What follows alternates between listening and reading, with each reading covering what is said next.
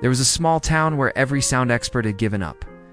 A gifted violinist named Elias was plagued by a mysterious ghost note, a sharp, metallic sound that only he could hear.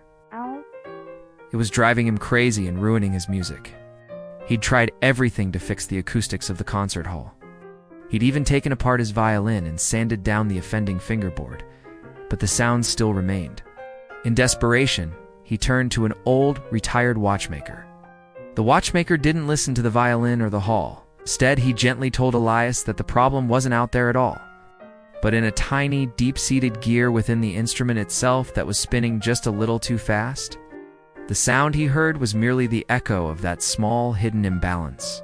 This insight, which no one else had provided, was the moment Elias finally understood where to look for the true source of his problem.